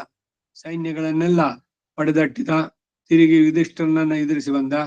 ದ್ರೋಣನ ಬಾಣ ಪ್ರಹಾರಕ್ಕೆ ಹೆದರಿ ಅನೇಕ ಪಾಂಡವ ಸೈನಿಕರು ದೈನ್ಯದಿಂದ ಕೂಗುತ್ತಾ ದಿಕ್ಕಿಗೆ ಓಡಿದ್ರು. ಹೀಗೆ ದ್ರೋಣನಿಂದ ಪಾಂಡವ ಸೈನ್ಯ ಚದುರಿಸಲ್ಪಡುತ್ತಿದ್ದನ್ನು ನೋಡಿ ಅರ್ಜುನನ ಮನಸ್ಸಿನಲ್ಲಿ ಕೋಪ ಅಂಕುರಿಸಿತು. ಅವನು ಧನುರ್ಧಾರಿಯಾಗಿ ಆಚಾರ್ಯನನ್ನು ಎದುರಿಸಲು ವೇಗದಿಂದ ಬಂದ. ಆಗ ಪಾಂಡವ ಸೈನ್ಯಗಳಿಗೆಲ್ಲ ತಿರುಗಿ ಧೈರ್ಯ ಉಂಟಾಗಿ ಆನೆ ಅವೆಲ್ಲವೂ ಕೂಡ ಹಿಂತಿರುಗಿ ಬಂತು. ಸೈನ್ಯ ದೊಡ್ಡ ಯುದ್ಧ ನಡೆಯಿತು. ಇನ್ನ ಮಕ್ಕಳಿಂದ ಪರಿವೃತನಾದ ದ್ರೋಣ ತನ್ನ ಹಸ್ತ ಚಾತುರ್ಯದಿಂದ ಬಿರುಗಾಳಿಯ ತೂಲರಾಶಿಯನ್ನು ಹೇಗೋ ಹಾಗೆ ಪಾಂಡ ಸೈನ್ಯವನ್ನೆಲ್ಲ ಚದುರಿಸ್ತಾ ಬಂದ. ಆಗ ದ್ರೋಣನ ಆಕ್ರೋಶವನ್ನು ಕೇಳಬೇಕೆ? ಜ್ವಲಿಸುವ ಸೂರ್ಯಾಗ್ನಿಗಳಿಗೆ ಸಮಾನವಾಗಿ ಬಾಣಗಳೆಂಬ ಜ್ವಾಲೆಗಳನ್ನು ಗೆದರ್ತಾ ಇದ್ದಾನೆ. ಮಂಡಲಾಕಾರವಾಗಿ ಧನಸ್ಸನ್ನು ಬಾಗಿಸಿ ಶತ್ರು ಸೈನ್ಯವನ್ನೆಲ್ಲ ದಹಿಸ್ತಾನೆ. ದ್ರೋಣನ ವ್ಯಕ್ತಿತ್ವವನ್ನ ನೋಡಿದ್ರೆ ಇನ್ನೊಂದು ಕಡೆ ನಾನು ಹೇಳ್ಬೇಕಾದ್ರೆ ಕೃಷ್ಣ ಬಂದಾಡ್ತಾನೆ. ನೀನ್ ಯಾರೋ ಬ್ರಾಹ್ಮಣ, ನೀನು ಆಚಾರ್ಯ, ನಿನ್ ಕೆಲಸ ಏನೋ ಅಧ್ಯಯನ ಅಧ್ಯಾಪನ, ಅದು ಬಿಟ್ಟು ಇದು ಯಾಕೆ ವೇಷ ಆವೇಶ ಇದೆಲ್ಲ ಅಂತ ಮತ್ತೊಂದು ಕಡೆ ಅಶ್ವತ್ಥಾಮನ ಮೇಲೆ ಇರುವಂತ ಮೋಹ ಅವನಿಗೆ. ವಿವೇಕ ಫಸ್ಟ್ ಹೇಳಿದ್ದಾನೆ, ಅವನ ಜಸ್ಟಿಫಿಕೇಶನ್ ಏನ್ ಹೇಳ್ಕೋಬಹುದು, ನಾನು ಅವನ ಉಪ್ಪನ್ನು ತಿಂದೆ ಅದಕ್ಕಾಗಿ ಅವನ ಕಡೆ ಇದ್ ಮಾಡ್ತಾ ಇದ್ದೀನಿ ಅಂತ. ಏನೋ ಯಾರ್ದೋ ದಾಕ್ಷಿಣ್ಯವೋ ಅಥವಾ ಅವ್ರದ್ದೇನೋ ಇದಾಯ್ತು ಅಂತ ಹೇಳಿ ಅಧರ್ಮದ ಜೊತೆಗೆ ನಿಂತ್ರೆ ಯಾರೇ ಆಗ್ಲಿ ಎಷ್ಟೇ ವರಗಳನ್ನು ಪಡೆದಿರ್ಲಿ ಅವರಿಗೆ ನಾಶ ಅನ್ನೋದು ಡೆಫಿನೆಟ್. ಹಾಗಾಗಿ ಇಲ್ಲಿ ಪ್ರತಿಯೊಬ್ಬೊಬ್ಬರಿಗೂ ಹೇಳಿ ಮಾಡುವಂತದ್ದು ದ್ರೋಣನ ಪರಾಕ್ರಮ ಇಲ್ಲಿ ಎಲ್ಲ ಒಂದೊಂದರಲ್ಲೂ ಕೂಡ. ಆತನ ತಡೆಯಲು ಯಾರೊಬ್ಬರು ಧೈರ್ಯದಿಂದ ಮುಂದೆ ಬರಲಿಲ್ಲ. ಯಾವನ ತನ್ನೆದುರಿಗೆ ಬಂದ್ರೆ ದ್ರೋಣನ ಬಾಣಗಳು ಆಗಲೇ ಅವನ ತಲೆಯನ್ನು ಛೇದಿಸಿ ಕೆಡಿತಾ ಇತ್ತು. ಈ ಕೊಲೆಯನ್ನು ತಡೆಯಲಾರದೆ ತಿರುಗಿ ಪಾಂಡವ ಸೈನ್ಯ ಅರ್ಜುನನ್ನು ಲಕ್ಷ್ಯ ಮಾಡದೆ ಪಲಾಯನ ಮಾಡಲಾರಂಭಿಸು. ಇದನ್ನು ನೋಡಿ ಅರ್ಜುನ ಕೃಷ್ಣ ಗುರುತು, ಹೇ ವಾಸುದೇವ, ಇದೇನೋ ವಿಪರೀತಕ್ಕೆ ಬಂದಂತಿದೆ. ದ್ರೋಣನ ರಥದ ಬಳಿಗೆ ನಮ್ಮ ರಥವನ್ನು ಬಿಡು. ಈ ರಾತ್ರಿ ಯುದ್ಧವು ನಮಗೆ ದುಸ್ತರವಾಗಿ ತೋರ್ತಾ ಇದೆ ಎಂದ. ಒಡನೆಯ ಕೃಷ್ಣ ಬೆಳ್ಳಿ, ಹಾಲು, ಮಲ್ಲೆ ಹೂವು ಮತ್ತು ಚಂದ್ರನಂತೆ ಸ್ವಚ್ಛವಾದ ಬಿಳಿ ಬಣ್ಣ ಉಳ್ಳಂತ ತನ್ನ ರಥಾಶ್ವಗಳನ್ನು ತಟ್ಟಿ ದ್ರೋಣನ ರಥಕ್ಕೆ ಎದುರಾಗಿ ವೇಗದಿಂದ ರಥವನ್ನು ಬಿಟ್ಟ. ಇದನ್ನು ಕಂಡ ಭೀಮನು ದ್ರೋಣನ ಬಳಿಗೆ ತನ್ನ ರಥವನ್ನು ಬಿಡುವಂತೆ ತನ್ನ ಸಾರಥಿಗೆ ಹೇಳಿದ. ಭೀಮನ ಸಾರಥಿಯಾದ ವಿಶೋಕ ಅರ್ಜುನ ರಥದ ಹಿಂದೆಯೇ ರಥವನ್ನು ಬಿಟ್ಕೊಂಡು ಹೋದ. ಹೀಗೆ ಸಹೋದರಿಬ್ಬರು ದ್ರೋಣನಿಗೆ ಎದುರಾಗಿ ಹೋಗೋದನ್ನು ನೋಡಿ ಪಾಂಚಾಲ, ಸಂಜಯ, ಮಾತ್ಸ್ಯ, ಛೇದಿ, ಕಾರುಷ, ಕೋಸಲ ಆ ಕೇಕ ದೇಶದ ಮಹಾರಥರೆಲ್ಲ ಭೀಮಾರ್ಜುನ ರಥವನ್ನ ಹಿಂಬಾಲಿಸ ಬಂದ್ರು. ತಿರುಗಿ ಘೋರ ಯುದ್ಧ ಆರಂಭ ಆಯಿತು. ದಕ್ಷಿಣ ಪಾರ್ಶ್ವದಿಂದ ಅರ್ಜುನನು, ಉತ್ತರ ಪಾರ್ಶ್ವದಿಂದ ಭೀಮ ದೊಡ್ಡ ರಥ ಸೈನ್ಯಗಳೊಡನೆ ನಿನ್ನ ಸೈನ್ಯವನ್ನು ಮುತ್ತಿಕೊಂಡರು. ಧೃಷ್ಟದ್ಯುಮ್ನ ಸಾತ್ವಿಕಿಗಳು ಸಹಾಯಕ್ಕೆ ಬಂದರು. ಬಿರುಗಾಳಿಯಿಂದ ಕ್ಷುಭಿತವಾದ ಸಮುದ್ರ ಘೋಷದಂತೆ ಸೈನ್ಯಗಳ ಹೊಡೆದಾಟದಿಂದ ಉಂಟಾದ ಧ್ವನಿ ಕೇಳಿಸ್ತಾ ಇತ್ತು. ಭೂರಿಷ್ಠವಸ್ಸಿನ ವಧದಿಂದ ಉಂಟಾದ ಕೋಪದಿಂದ ಅಶ್ವತ್ಥಾಮ ಸಾತ್ವಿಕೆಯನ್ನು ಕೊಂದೇ ಬಿಡಬೇಕು ಎಂದು ವೇಗದಿಂದ ಹೊರಟ. ಇದನ್ನು ನೋಡಿ ಘಟೋತ್ಕಚ ಕರಡಿಯ ಚರ್ಮದಿಂದ ಹೊದಿಸಲ್ಪಟ್ಟಂತಹ ಅಯೋಮಯವಾದ ತನ್ನ ಮಹಾರಥವನ್ನೇರಿ ಕೋಪದಿಂದ ಅಶ್ವತ್ಥಾಮನಿಗೆ ಎದುರಾದ. ಮಹಾರಾಜ, ಆ ರಾಕ್ಷಸನ ರಥದ ಒಳಗಿನ ವೈಶಾಲ್ಯವೇ 30-40ಗಳು. ನಲ್ವ ಅಂತಂದ್ರೆ 400 ಮೊಳ, ನಲ್ವಗಳು ಅಂತ ಅಳತೆ ಉಳ್ಳದ್ದು. ಅದರಲ್ಲಿ ಅನೇಕ ಯಂತ್ರಗಳು ಸಿದ್ಧವಾಗಿ ಇಡಲ್ಪಟ್ಟಿತ್ತು. ಅದರ ಧ್ವನಿ ಮಹಾ ಬೇಗ ಧ್ವನಿ ಅಂತ ಕೇಳಿಸ್ತಾ ಇದೆ. ಆ ರಥಕ್ಕೆ ಉಳಿದ ವಾಹನಗಳು ಆನೆಗಳ ಆಕಾರಕ್ಕಿದ್ದದ್ದು. ಅವು ಕುದುರೆಗಳು ಅಲ್ಲ, ಆನೆಗಳು ಅಲ್ಲ, ಪಿಶಾಚಗಳು. ಭೀಮ ಹಿಡಂಬಿಯರ ಮಗ ಇವನು ಘಟೋತ್ಕಚ. ಕಾಲುಗಳನ್ನ ರೆಕ್ಕೆಗಳನ್ನ ಅಗಲಿಸಿ ವಿಶಾಲವಾಗಿ ಕಣ್ತೆರೆದು ಆಗಾಗ ಕೂಗಿಡುತ್ತಿರುವಂತಹ ಮಹಾಗೃದ್ರವೊಂದು ಎತ್ತರವಾದ ಕಂಬದ ಮೇಲೆ ಅವನ ಧ್ವಜ ಚಿಹ್ನಕ್ಕಾಗಿ ಕಾಣಿಸ್ತಾ ಇದೆ. ಧ್ವಜದ ಚಿಹ್ನೆ ಅದೊಂದು ದೊಡ್ಡ ಪಕ್ಷಿ ಗೃಧ್ರ. ರಕ್ತದಿಂದ ತೊಯ್ದ ಪತಾಕೆಗಳಿಂದ ಆಂತ್ರಮಾಲೆಯ ತೋರಣ ಅಲಂಕಾರಗಳಿಂದ ಕೂಡಿದ ಘಟೋತ್ಕಚನ ರಥಕ್ಕೆ 8 ಚಕ್ರಗಳು. ಶೂಲ ಮುದ್ಗರಗಳನ್ನ, ಕಲ್ಲು ಮರಗಳನ್ನ, ಆಯುಧಗಳನ್ನ ಹಿಡಿದು ಭಯಂಕರ ರೂಪವುಳ್ಳ ಅಕ್ಷೋಹಿಣಿ ಸಂಖ್ಯೆಯ ರಾಕ್ಷಸ ಸೈನ್ಯವು ಅವನ ಬೆಂಬಲವಾಗಿ ಬರ್ತಾ ಇತ್ತು. ಆ ಘಟೋತ್ಕಚನು ತನ್ನ ದೊಡ್ಡ ಬಿಲ್ಲನ್ನು ಎತ್ತಿಕೊಂಡು ಬರುವುದನ್ನು ನೋಡಿದಾಗಲೇ ನಮ್ಮವರಿಗೆಲ್ಲ ಎದೆ ನಡುಗಿತು. ಪ್ರಳಯ ಕಾಲದಲ್ಲಿ ದಂಡಪಾಣಿಯಾದ ಯವನಂತೆ ಭಯಂಕರನಾಗಿ ಪರ್ವತ ಶಿಖರದಂತೆ ಉನ್ನತಾಕಾರದಿಂದ ಹೊಂದಿದ್ದ ರಾಕ್ಷಸನಿಗೂ ಕೋರೆ ದಾಡಿಗಳಿಂದ ಭಯಂಕರವಾದ ಬಾಯಿ, ಕೋರೆ ದಾಡಿಗಳು, ಶಂಕು ಕಿವಿಗಳು, ಉಬ್ಬಿದ ದವಡೆಗಳು, ಮೇಲಕ್ಕೆ ನಿಗಿರಿದ ತಲೆಗೂದಲು, ವಿರೂಪವಾದ ಕಣ್ಣು, ಉರಿಯನ್ನು ಕಕ್ಕುವ ಬಾಯಿ, ಆಳಕ್ಕಿಳಿದ ಹೊಟ್ಟೆ, ಕತ್ತಿನಲ್ಲಿ ದೊಡ್ಡ ಕಮರಿಗಳಂತಿರುವ ಹಳ್ಳಿಗಳು, ಕಿರೀಟದಿಂದ ಮರೆಸಲ್ಪಟ್ಟಂತ ತಲೆ, ಹೀಗೆ ಸಮಸ್ತ ಭೂತಗಳಿಗೂ ಭಯವನ್ನು ಹುಟ್ಟಿಸ್ತಕ್ಕಂತ ಆಕಾರ ಉಳ್ಳಂತಹ ಆ ಘಟೋತ್ಕಚನನ್ನ ನೋಡಿದೊಡನೆ ಕೌರವ ಸೈನ್ಯಕ್ಕೆ ಭಯದಿಂದ ಏನು ತೋರದಂತಾಯಿತು. ಇಷ್ಟರಲ್ಲಿ ಆ ರಾಕ್ಷಸನು ದೊಡ್ಡದೊಂದು ಗರ್ಜನೆಯನ್ನು ಮಾಡಿ ಬಿರುಗಾಳಿಯ ಹೊಡೆತಕ್ಕೆ ಸಿಕ್ಕಿದ ಗಂಗಾಪ್ರವಾದ ಸುಳಿಯ ಘೋಷದಂತೆ ಅದು ನಿನ್ನ ಮಗನ ಸೈನ್ಯಕ್ಕೆ ಮತ್ತಷ್ಟು ಭೀತಿಯನ್ನು ಉಂಟು ಮಾಡಿತು. ಆ ಭಯದಿಂದ ಆನೆ ಕುದುರೆಗಳಿಗೆ ಮಲಮೂತ್ರಗಳು ಕಿತ್ಕೊಂಡು ಪದಾತಿಗಳೆಲ್ಲರೂ ಕೂಗಿಡಲು ಆರಂಭಿಸಿದ್ರು. ಇಷ್ಟರಲ್ಲಿಯೇ ನಿನ್ನ ಸೈನ್ಯದ ಮೇಲೆ 4 ಕಡೆಗಳಿಂದ ದೊಡ್ಡ ಕಲ್ಮಳೆ ಬೀಳತೊಡಗಿತು. ರಾತ್ರಿಯಲ್ಲಿ ರಾಕ್ಷಸರಿಗೆ ಬಲ ಅಧಿಕವಾದ್ದರಿಂದ ಆ ರಾಕ್ಷಸ ಸೈನ್ಯ ಅತಿ ವೀರ್ಯೋದ್ರೇಕದಿಂದ ವಿವಿಧ ಆಯುಧಗಳನ್ನ ಪ್ರಯೋಗಿಸತೊಡಗಿದ್ರು. ಹೊಕ್ಕಿನ ಚಕ್ರಗಳು, ಬಸುಂಡಿಗಳು, ರಾಸ, ತೋಮರ, ಶೂಲಗಳು, ಶತಗ್ನಿಗಳು, ಪಟ್ಟಸಗಳು ಇವೆಲ್ಲ ಎಡಬಿಡದೆ ನಿನ್ನ ಸೈನ್ಯದ ಮೇಲೆ ಬೀಳ್ತಾ ಇದ್ವು. ಈ ಭಯಂಕರವಾದ ಅನಾಹುತನ್ನ ನೋಡಿ ನಿನ್ನ ಮಕ್ಕಳು ಕರ್ಣನು ಭಯದಿಂದ ಓಡಿದ್ರು. ಆ ಸಮಯದಲ್ಲಿ ಒಳ್ಳೆ ಅಸ್ತ್ರಬಲವುಳ್ಳವನು ಮಾನಿಯಾದಂತಹ ಅಶ್ವತ್ಥಾಮನೊಬ್ಬನು ಮಾತ್ರ ಧೈರ್ಯದಿಂದ ಎದೆಗೊಟ್ಟು ನಿಂತು ತನ್ನ ಬಾಣಗಳಿಂದ ಆ ಘಟೋತ್ಕಚನ ಮಾಯೆಯನ್ನೆಲ್ಲ ಅಡಗಿಸುತ್ತಾ ಬಂದ. ಇದನ್ನು ನೋಡಿ ಕೋಪದಿಂದ ಘಟೋತ್ಕಚ ಅಶ್ವತ್ಥಾಮನ ಮೇಲೆ ತೀವ್ರ ಬಾಣಗಳನ್ನು ಪ್ರಯೋಗಿಸಿದ. ಆ ತೀವ್ರ ಬಾಣಗಳು ಅಶ್ವತ್ಥಾಮನ ಮೈಯನ್ನು ಭೇದಿಸಿಕೊಂಡು ಹುತ್ತದಲ್ಲಿ ಹೋಗುವ ಹಾವುಗಳಂತೆ ನೆಲದಲ್ಲಿ ನಾಟಿದ್ವು. ಇದರಿಂದ ಅಶ್ವತ್ಥಾಮ ಕುಪಿತನಾಗಿ 10 ತೀವ್ರ ಬಾಣಗಳನ್ನು ಪ್ರಯೋಗಿಸಿದ. ಅದು ಘಟೋತ್ಕಚನ ಮರ್ಮಸ್ಥಾನಗಳಿಗೆ ನಾಟಿತು. ಅದರಿಂದ ನೊಂದಂತಹ ಘಟೋತ್ಕಚ ಮಹತ್ತಾದ ಕೋಪದಿಂದ 100,000 ಅರಗಳಿಂದಲೂ ಸುತ್ತಲೂ ಕತ್ತಿಯ ಅಲಗುಗಳಿಂದ ಕೂಡಿದ ರತ್ನ ವಜ್ರಗಳಿಂದ ಅಲಂಕೃತವಾಗಿ ಬಾಲ ಸೂರ್ಯನಂತೆ ಜಲಿಸ್ತಾ ಇದ್ದ ಚಕ್ರವೊಂದನ್ನ ವೇಗದಿಂದ ಅಶ್ವತ್ಥಾಮನ ಮೇಲೆ ಬೀಸಿದ.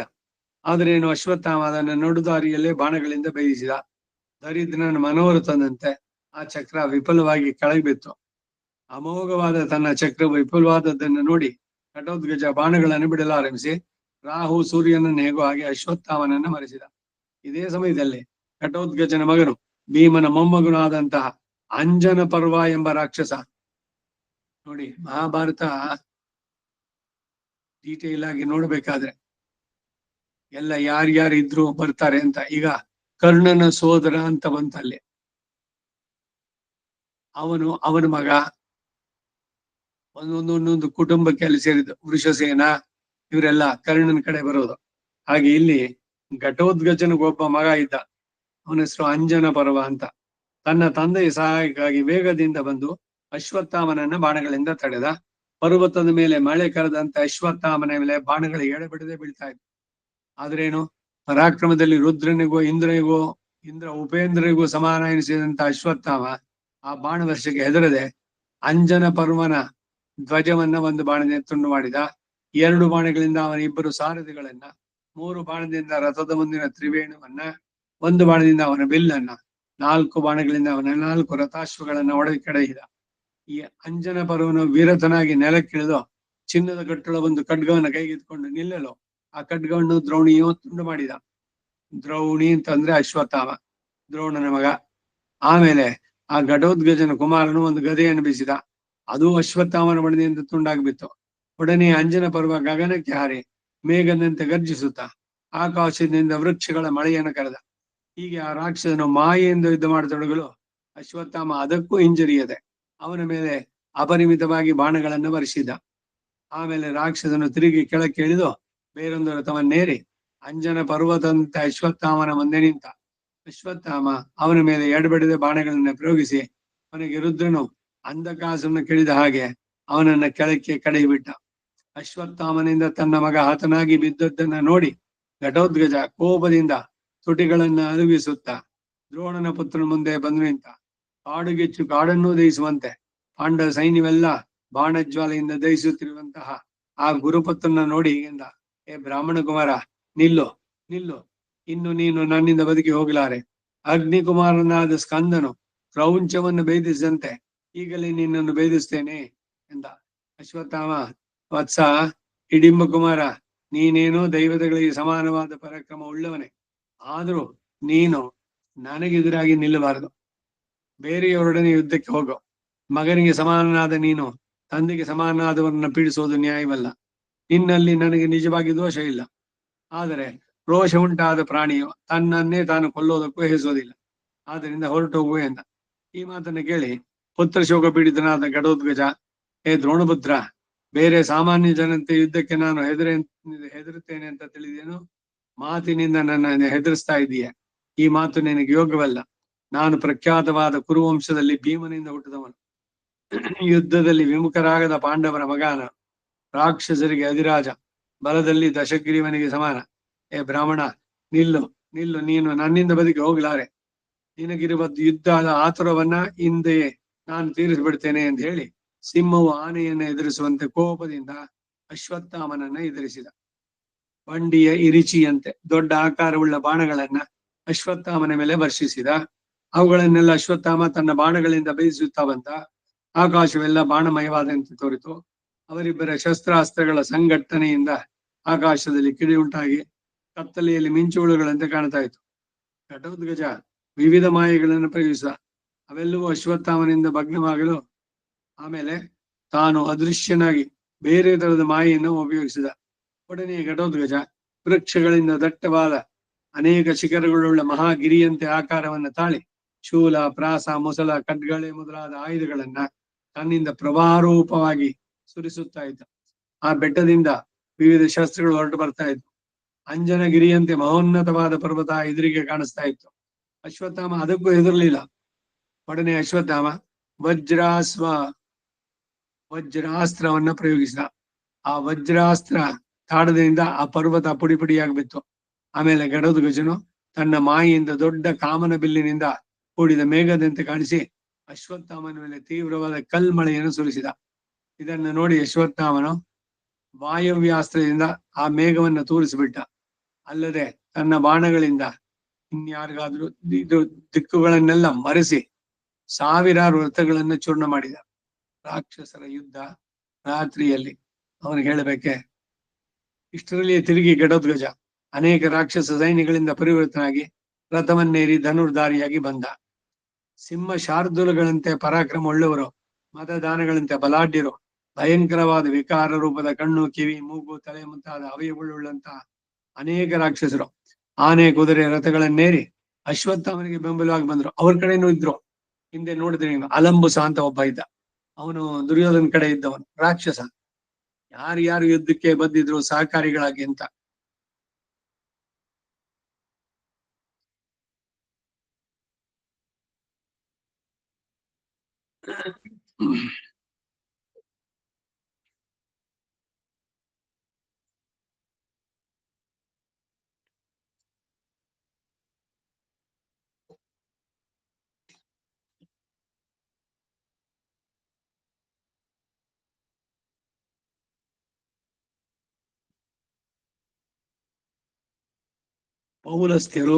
ಪೌಲಸ್ತ್ಯ ಅಂದ್ರೆ ರಾವಣನ ವಂಶಜರು. ಯಾತುದಾನರು, ಇಂದ ಪರಾಕ್ರಮವುಳ್ಳ ತಾಮಸರು ಮೊದಲಾದ ಬೇರೆ ಬೇರೆ ಪಂಗಡದ ರಾಕ್ಷಸರು ಆ ಸೈನ್ಯದಲ್ಲಿ ಸೇರಿದ್ರು. ಒಬ್ಬೊಬ್ಬರು ಶಸ್ತ್ರಗಳನ್ನ, ವಿಚಿತ್ರ ಕವಚಾಭೂಷಗಳನ್ನ ಧರಿಸಿದವರು. ಒಬ್ಬೊಬ್ಬರು ವೀರರು, ಮಹಾಬಲಾಢ್ಯರು, ಭಯಂಕರ ವೇಗವುಳ್ಳವರು. ಕೋಪದಿಂದ ಕಣ್ಣಾಲೆಗಳನ್ನು ತೋರಿಸುತ್ತಾ ಯುದ್ಧಾತುರದಿಂದ ಬಂದು ನಿಂತರು. ಅವರನ್ನು ನೋಡಿದ ಮಾತ್ರಕ್ಕೆ ನಿನ್ನ ಮಗ ಭಯಪಟ್ಟದ್ದನ್ನ ನೋಡಿ ಅಶ್ವತ್ಥಾಮ, ಏ ದುರ್ಯೋಧನ, ಹೆದರಬೇಡ, ಬಾ, ಈಗಲೇ ನಾನು ಇವರನ್ನೆಲ್ಲ, ಅವರ ಸಹೋದರನ್ನೇ ಮತ್ತು ಅವರ ಸಹಾಯಕ್ಕಾಗಿ ಬಂದ ಎಲ್ಲ ರಾಜರೊಡನೆ ನೀವು ಸೇರಿಸಿಕೊಳ್ತೇನೆ. ಇಂದಿಗೆ ನಿನ್ನ ಶತ್ರುಗಳು ತೀರಿದ್ರು ಅಂತ ತಿಳಿ ಪ್ರತಿಜ್ಞೆ ಮಾಡಿ ಹೇಳ್ತೇನೆ. ನೀನು ಚಿಂತಿಸಬೇಡ, ನಿನ್ನ ಸೈನ್ಯಗಳಿಗೂ ಧೈರ್ಯವನ್ನು ಕೊಡು ಎಂದ. ಅದಕ್ಕ ದುರ್ಯೋಧನ, ಏ ಆಚಾರ್ಯ ಪುತ್ರ, ನೀನು ಅಷ್ಟು ದೊಡ್ಡ ಮನಸ್ಸನ್ನು ಇಟ್ಟರೆ ಅದೇನು ಅಸಾಧ್ಯಕಾರವಲ್ಲ. ನಮ್ಮಲ್ಲಿ ನಿನಗೆ ಅಧಿಕ ಭಕ್ತಿ ಇರುವುದೇ ಎಂಬುದನ್ನ ನಾವು ಬಲ್ಲೆವು ಎಂದ. ರಾಜ, ನಿನ್ನ ಮಗನು ಅಶ್ವತ್ಥಾಮನಿಗೆ ಹೀಗೆಂದು ಹೇಳಿ ಶಕುನಿಯನ್ನು ಕುರಿತು, ಮಾತುಲ, ಅದೋ ಸಹಸ್ರ ರಥಗಳನ್ನ, ಯುದ್ಧ ಸಮರ್ಥವಾದ ಕುದುರೆಗಳನ್ನು ಸೇರಿಸಿಕೊಂಡು ಬರುವ ಅರ್ಜುನನಿಗೆ ನೀನು 60,000 ರಥಗಳನ್ನ ಎದುರಾಗಿ ಹೊರಡು. ಕರ್ಣ, ಕೃಪ, ವೃಷಸೇನ, ನೀಲ, ಕೃತವರ್ಮ, ಪುರುಮಿತ್ರ, ಸುತಾಪ, ದುಶ್ಯಾಸನ, ಉತ್ತರ ದೇಶದ ರಾಜರು ನಿನಗೆ ಬೆಂಬಲವಾಗಿ ಬರುತ್ತಾರೆ. ಅಷ್ಟು ಮಾತ್ರವಲ್ಲ, ನಿಕುಂಬ, ಕುಂಡಭೇದಿ, ಪುರಂಜಯ, ಹೇಮಕಂಪ, ಶಲ್ಯ, ಆರುಣಿ, ಇಂದ್ರಸೇನ, ಸಂಜಯ, ವಿಜಯ, ಜಯ, ಕಮಲಾಕ್ಷ, ಪರಕ್ರೌಧಿ, ಜಯವರ್ಮ, ಸುದರ್ಶನ ಇವರೆಲ್ಲ ಹಿಂಬಾಲಿಸ್ತಾರೆ. 6,00,000 ಪದಾತಿಗಳನ್ನೇ ನಿನ್ನೊಡನೆ ಕಳಿಸ್ಕೊಡ್ತೇನೆ. ಇಷ್ಟು ಸೈನ್ಯದೊಡನೆ ನೀನು ಹೋಗಿ ಆ ಭೀಮನನ್ನ, ನಕುಲ ಸಹದೇವರನ್ನ, ಧರ್ಮರಾಜನನ್ನು ಕೊಂದು ಬರಬೇಕು. ಇಂದ್ರನ ದೈತ್ಯರನ್ನು ಹೇಗೋ ಹಾಗೆ ನೀನು ಶತ್ರುಗಳನ್ನು ಜಯಿಸಿ ಬಾ. ನಿನ್ನಲ್ಲಿಯೇ ಈಗ ನಮಗೆ ಪೂರ್ಣವಾದ ಭರವಸೆ ಇದೆ. ಅಗ್ನಿಕುಮಾರನಾದ ಷಣ್ಮುಖನು ದೈತ್ಯ ಸೇನೆಯೊಡನೆ ಧ್ವಂಸ ಮಾಡಿದಂತೆ ಪಾಂಡವ ಸೇನೆಯನ್ನ ನೀನು ಧ್ವಂಸ ಮಾಡಬೇಕು ಎಂದ. ಈ ಮಾತನ್ನು ಕೇಳಿದೊಡನೆ ಶಕುನಿಯು ಪಾಂಡವರನ್ನು ಕೊಂದು ನಿನ್ನ ಮಕ್ಕಳಿಗೆ ಪ್ರಿಯವನ್ನು ಉಂಟು ಮಾಡಬೇಕೆಂಬ ದೃಢೋದ್ದೇಶದಿಂದ ಸೇನಾ ಸಿನ್ನಾಹನಾಗಿ ಹೊರಟ. ಅಲ್ಲಿ ಅಶ್ವತ್ಥಾಮನಿಗೂ ಘಟೋತ್ಕಚನಿಗೂ ಇಂದ್ರ ಪ್ರಹ್ಲಾದರಿಗೆ ನಡೆದ ಯುದ್ಧದಂತೆ ದೊಡ್ಡ ಯುದ್ಧ ನಡೀತು. ಆ ರಾತ್ರಿಯಲ್ಲಿ ಪ್ರಬಲ ಯುದ್ಧವು ನಡೆಯುವಾಗ ಘಟೋತ್ಕಚ ವಿಷ ಸಮಾನಗಳಾದ 10 ಬಾಣಗಳನ್ನ ಅಶ್ವತ್ಥಾಮನ ಎದೆಗೆ ಗುರಿ ಇಟ್ಟು ಹೊಡೆದ. ಆ ಬಾಣಗಳಿಂದ ಅಶ್ವತ್ಥಾಮ ಬಹಳವಾಗಿ ನೊಂದು ಬಿರುಗಾಳಿಯಿಂದ ಮುರಿಯಲ್ಪಟ್ಟ ಮರದಂತೆ ರಥದ ಗದ್ದೆಯ ಮೇಲೆ ಪ್ರಜ್ಞೆ ತಪ್ಪ ಬರಗಿದ. ಇದೇ ಸಮಯದಲ್ಲಿ ಘಟೋತ್ಕಚ ಅಶ್ವತ್ಥಾಮನ ಕೈಯಲ್ಲಿದ್ದ ಬಿಲ್ಲನ್ನು ಕತ್ತರಿಸಿದ. ಇಷ್ಟರಲ್ಲಿ ಅಶ್ವತ್ಥಾಮ ತಿರುಗಿ ಚೇತರಿಸಿಕೊಂಡು ಬೇರೊಂದು ದೊಡ್ಡ ಬಿಲ್ಲನ್ನು ಎತ್ತಿಕೊಂಡು ಘಟೋತ್ಕಚನ ಮೇಲೆ ಎಡಬಿಡದೆ ಬಾಣ ವರ್ಷಗಳನ್ನು ಕರೆದ. ಅಶ್ವತ್ಥಾಮನ ಬಾಣಗಳಿಂದ ರಾಕ್ಷಸ ಸೈನ್ಯವೆಲ್ಲ ಚದುರಿಸಲ್ಪಟ್ಟಿತು. ಆನೆಗಳ ಗುಂಪಿಗೆ ಸಿಂಹ ನುಗ್ಗಿದಂತೆ ಅಶ್ವತ್ಥಾಮನು ಆ ರಾಕ್ಷಸ ಸೈನ್ಯವನ್ನೆಲ್ಲ ಉಲ್ಲೋಲ ಕಲ್ಲೋಲ ಮಾಡಿದ. ಆ ರಾಕ್ಷಸರ ರಥಾಶ್ವ ಸಾರಥಿಗಳು, ಆನೆಗಳು, ಕುದುರೆ, ಪ್ರಳಯ ಕಾಲದ ಬೆಂಕಿ ಪ್ರಾಣಿಗಳನ್ನ ಹೇಗೋ ಹಾಗೆ ಅಶ್ವತ್ಥಾಮನ ಬಾಣಜಾಲಿ ದಹಿಸಿಬಿಡ್ತು. ಹೀಗೆ ಅಶ್ವತ್ಥಾಮ ತನ್ನ ಆಗ್ನೇಯಾಸ್ತ್ರದಿಂದ ಅಕ್ಷೋಹಿಣಿ ಸಂಖ್ಯೆಯ ರಾಕ್ಷಸ ಸೈನ್ಯವನ್ನೆಲ್ಲ ದಹಿಸಿ ತ್ರಿಪುರ ದಹನ ಮಾಡಿದ ಬಂದಂತ ರುದ್ರನಂತೆ ಶೋಭಿಸ್ತಾ ಇದ್ದ. ಪ್ರಳಯ ಕಾಲಾಗ್ನಿಯು ಸಮಸ್ತ ಭೂತಗಳನ್ನ ದಹಿಸಿದ ಮೇಲೆ ಹೇಗೋ ಹಾಗೆ ಜೈಶೀಲ್ನಾದ ದ್ರೋಣಪುತ್ರ ಮಹೋತ್ಸಾಹದಿಂದ ಇರೋದನ್ನು ನೋಡಿ ಘಟೋದ್ಗಜನಿಗೆ ಮಹತ್ತಾದ ಕೋಪ ಉಂಟಾಯ್ತು.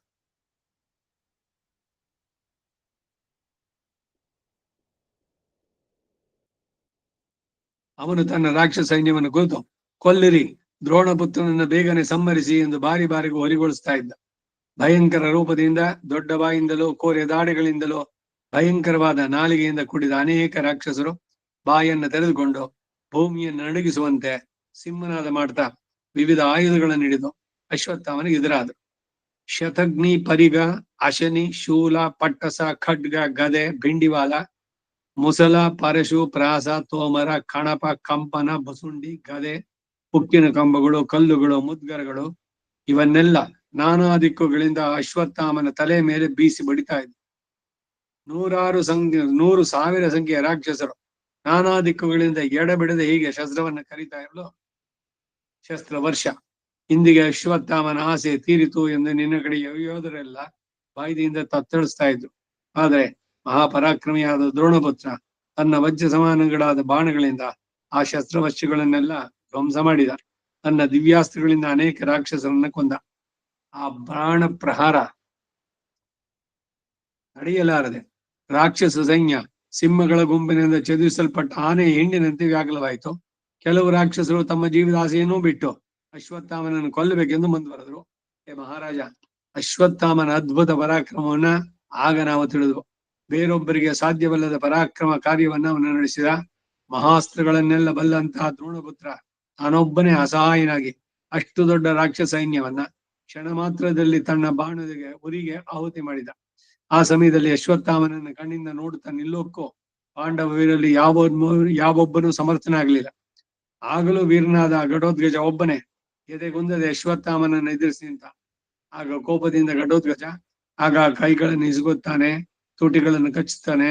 ಹೇಗಾದರೂ ಅಶ್ವತ್ಥಾಮನ ಕೊಂದು ತೀರಿಸಬೇಕು ಎಂಬ ದೃಢ ಸಂಕಲ್ಪದಿಂದ ಆ ಭೀಮಪುತ್ರ ತನ್ನ ಸಾರಥಿಯನ್ನು ನೋಡಿ ಅಶ್ವತ್ಥಾಮನ ಸಮೀಪಕ್ಕೆ ರಥವನ್ನು ಬಿಡು ಎಂದ. ಅವನ ರಥ ಮುಂದುವರಿಯಿತು. ಇಬ್ಬರಿಗೂ ದ್ವೈರಥ ಯುದ್ಧ ಆರಂಭಿಸಿತು. ಘಟೋದ್ಗಜ ದೊಡ್ಡದೊಂದು ಸಿಂಹನಾದ ಮಾಡಿ ಅಷ್ಟಗಂಟೆಯುಳ್ಳದ್ದು ದೇವ ನಿರ್ಮಿತಿಯು ಅತಿ ಭಯಂಕರವಾದಂತಹ ಒಂದು ವಜ್ರಾಯುಧವನ್ನ ಅಶ್ವತ್ಥಾಮನಿಗೆ ಗುರಿಯಿಟ್ಟು ಬೀಸಿದ. ಇದನ್ನು ನೋಡಿ ಅಶ್ವತ್ಥಾಮ ಥಟ್ಟನೆ ತನ್ನ ಕೈಯಲ್ಲಿ ಇದ್ದ ವಿಲ್ಲನ್ನು ಕೆಳಗಿಟ್ಟು ಆಯುಧವನ್ನ ಕೈಯಿಂದ ಆದುಕೊಂಡು ಅದನ್ನೇ ಘಟೋದ್ಗಜನ ರಥದ ಮೇಲೆ ಪ್ರಯೋಗಿಸಿದ. ಘಟೋದ್ಗಜ ರಥದಿಂದ ಕೆಳಕ್ಕೆ ಹಾರಿದ. ಆ ವಜ್ರ ಘಟೋದ್ಗಜ ರಥಕ್ಕೆ ತಗುಲೊಡನೆ ಆ ರಥಾಶ್ವ ಧ್ವಜ ಸಾರಥಿಯೊಡನೆ ಭಸ್ಮೀಭೂತವಾಯಿತು. ಅಶ್ವತ್ಥಾಮನ ಈ ಅದ್ಭುತ ಕಾರ್ಯವನ್ನು ನೋಡಿ ಸಮಸ್ತ ಭೂತಗಳು ಆಶ್ಚರ್ಯಪಟ್ಟವು. ಅಶ್ವತ್ಥಾಮನು ರುದ್ರ ನಿರ್ಮಿತವಾದ ಈ ಆ ಮಹಾಯುಧವನ್ನ ಕೈಯಿಂದಲೇ ಆತುಕೊಂಡು ಅದನ್ನೇ ಹಿಂತಿರುಗಿ ಪ್ರಯೋಗಿಸಿದ ಈ ವೀರ್ಯಕ್ಕಾಗಿ ಜನರೆಲ್ಲ ಅವನನ್ನ ಕೊಂಡಾಡದು. ಆಮೇಲೆ ಘಟೋದ್ಗಜ ದೃಷ್ಟದ್ಯುಮ್ನ ರಥದ ಬಳಿಗೆ ಹೋಗಿ ಅಲ್ಲಿಂದ ಇಂದ್ರಧನಸ್ಸಿಗೆ ಸಮಾನವಾದ ದೊಡ್ಡ ಧನಸ್ಸೊಂದನ್ನು ಎತ್ತಿಕೊಂಡು ಬಂದು ತಿರುಗಿ ಅಶ್ವತ್ಥಾಮನ ಮೇಲೆ ತೀಕ್ಷ್ಣ ಬಾಣವನ್ನು ಬಿಟ್ಟ.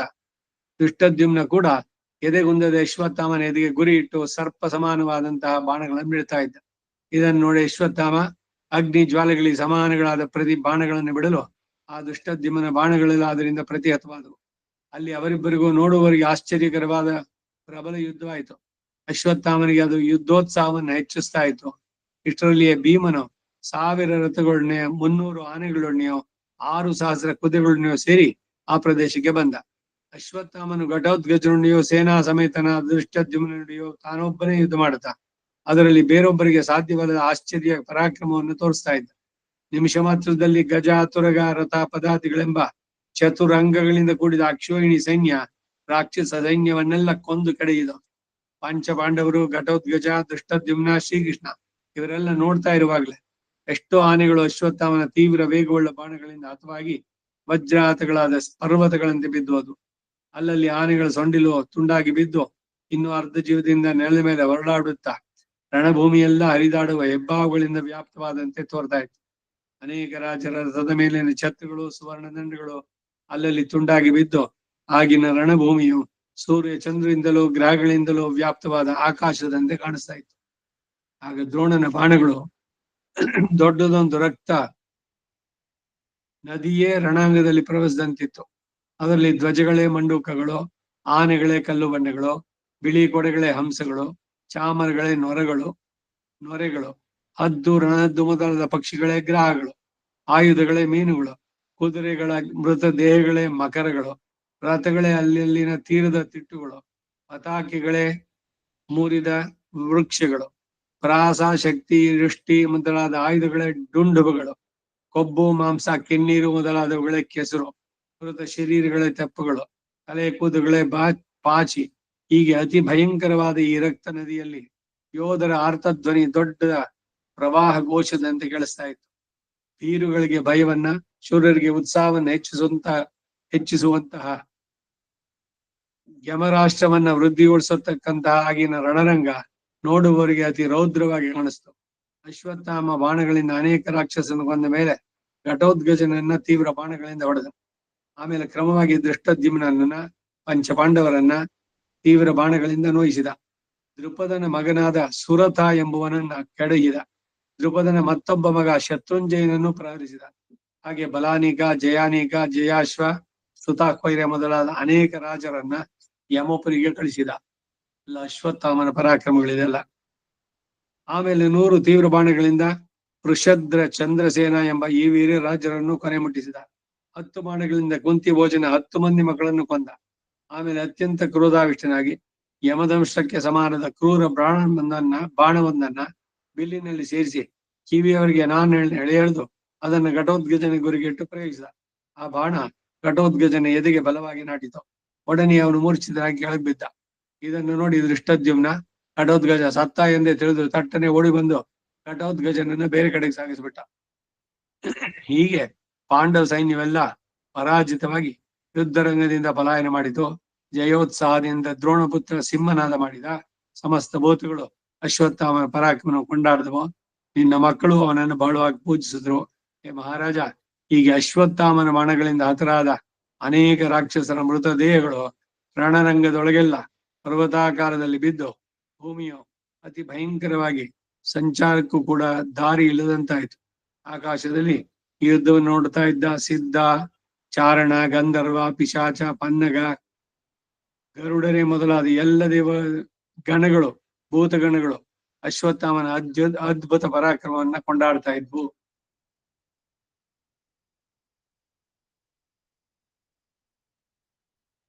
ಇಲ್ಲಿಗೆ 157ನೇ ಅಧ್ಯಾಯ, 156 ಆಕ್ಚುಲ್ ಆಗಿ.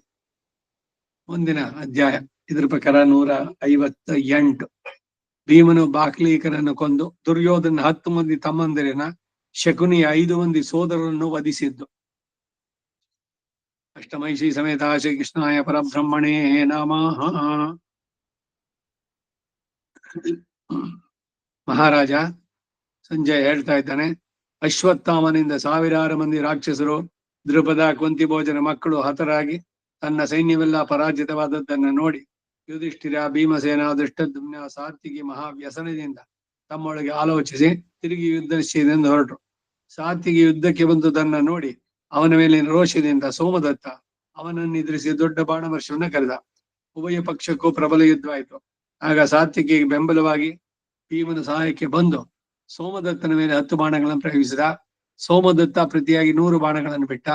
ಪುತ್ರ ಶೋಕ ಪೀಡಿತನು, ವೃದ್ಧ ಗುಣಗಳಿಂದ ಕೂಡಿದವನು, ನಹುಷಪುತ್ರನಾದ ಯಯಾತಿಯಿಂದ ಗುಣಾಢ್ಯನೂ ಆದಂತಹ ಸೋಮದತ್ತನನ್ನ ಸಾತ್ವಿಗೆ 10 ತೀಕ್ಷ್ಣ ಬಾಣಗಳನ್ನು ಹೊಡೆದು ಒಂದು ಶಕ್ತಾಯುಧವನ್ನು ಪ್ರಯೋಗಿಸಿದ. ತಿರುಗಿ 7 ಬಾಣವನ್ನ ಬಿಟ್ಟ. ಇದೇ ಸಮಯದಲ್ಲಿ ಸಾತ್ವಿಗೆ ಸಹಾಯಕ್ಕಾಗಿ ಬಂದಿದ್ದಂತಹ ಭೀಮನು ಕೂಡ ಸೋಮದತ್ತನ ತಲೆಗೆ ಗುರಿ ಇಟ್ಟು ಭಯಂಕರವಾದ ಒಂದು ಪರಿಗವನ್ನ ಪ್ರಯೋಗಿಸಿದ. ಸಾತ್ವಿಗೆ ಅದೇ ಸಮಯದಲ್ಲಿ ಅಗ್ನಿ ಸಮಾನವಾದ ಇನ್ನೊಂದು ಬಾಣವನ್ನ ಸೋಮದತ್ತನ ಎದೆಗೆ ಗುರಿ ಇಟ್ಟು ಹೊಡೆದ. ಈ ಬಾಣಗಳೆರಡು ಏಕಕಾಲದಲ್ಲಿ ಸೋಮದತ್ತನ ಮೇಲೆ ವೇಗದಿಂದ ಬಿತ್ತು. ಒಡನೆಯ ವೃದ್ಧರಾಜ ಮೂರ್ಛಿನ ಕೆಳಗೆ ಬಿದ್ದ. ಅವನು ಮೂರ್ಛಿತನಾದದ್ದನ್ನು ನೋಡಿ ಅವನ ತಂದೆಯಾದ ಬಾಕ್ಲೀಕ ಬಾಣವರ್ಷಗಳನ್ನು ಕರೀತಾ ಭೀಮ ಸಾತ್ವಿಕಗಳನ್ನು ಎದುರಿಸಿ ಬಂದ. ಭೀಮನು ಪ್ರತೀಪ ಪುತ್ರನಾದಂತಹ ಬಾಹ್ಲೀಕನನ್ನ 9 ಮಾಡೆಗಳಿಂದ ಪ್ರಹರಿಸಿದ. ಬಾಹ್ಲೀಕನು ಅಧಿಕೃತನಾಗಿ ವಜ್ರ ಸಮಾನವಾದ ಒಂದು ಶಕ್ತಿಯಾದವನ್ನು ಭೀಮನ ಎದೆಗೆ ಗುರಿಯಿಟ್ಟು ಬೀಸಿದ. ಅದರಿಂದ ಭೀಮ ಬಾಳವಾಗಿ ನೊಂದು ಮೈನುಡಿಗೆ ಮೂರ್ಛಿತನಾದ. ಆದರೆ ಸ್ವಲ್ಪ ಹೊತ್ತಿನಲ್ಲಿ ಚೇತರಿಸಿಕೊಂಡು ತನ್ನ ಗದೆಯನ್ನ ಬಾಹ್ಲೀಕನ ಮೇಲೆ ಪ್ರಯೋಗಿಸಿದ. ಅದರಿಂದ ಬಾಹ್ಲೀಕನ ತಲೆ ಕತ್ತರಿಸಿಬಿತ್ತು. ಬಾಹ್ಲೀಕನ ವಜ್ರಾತವಾದ ಪರ್ವತದಂತೆ ಸತ್ತು ಬಿದ್ದ. ಇದನ್ನು ನೋಡಿ ನಿನ್ನ ಮಕ್ಕಳಲ್ಲಿ ನಾಗದತ್ತ, ದೃಢರಥ, ಮಹಾಭವ, ಅಯೋಗಜ, ದೃಢ, ಸುಹಸ್ತ, ವಿರಜಸ್ಸು, ಪ್ರಮಾತಿ, ಉಗ್ರ ಅನುಯಾಯಿಗಳೆಂಬ ಈ 10 ಮಂದಿ ಒಟ್ಟಾಗಿ ಸೇರಿ ಭೀಮನಿಗೆ ಎದುರಾಗಿ ಬಂದರು. ಭೀಮನ ಮಹಾಭಾರವುಳ್ಳ ಗದೆ ಮೊದಲಾದ ಆಯುಧಗಳನ್ನು ಎತ್ತಿಕೊಂಡು ಒಬ್ಬೊಬ್ಬನ ಮರ್ಮಸ್ಥಾನಕ್ಕೆ ಗುರಿಯಿಟ್ಟು ಒಂದೊಂದು ಆಯುಧಗಳನ್ನು ಪ್ರಯೋಗಿಸಿದ. ಒಬ್ಬೊಬ್ಬರು ಒಂದೊಂದೇ ಪ್ರಹಾರದಿಂದ ಪ್ರಾಣವನ್ನ ನೀಗಿ ಬಿರುಗಾಳಿಯ ವೇಗಕ್ಕೆ ಪರ್ವತಾಗ್ರದಿಂದ ಮುರಿದು ಬೀಳುವ ವೃಕ್ಷಗಳಂತೆ ರಥದಿಂದ ಕೆಳಕ್ಕೆ ಉರುಳಿದರು.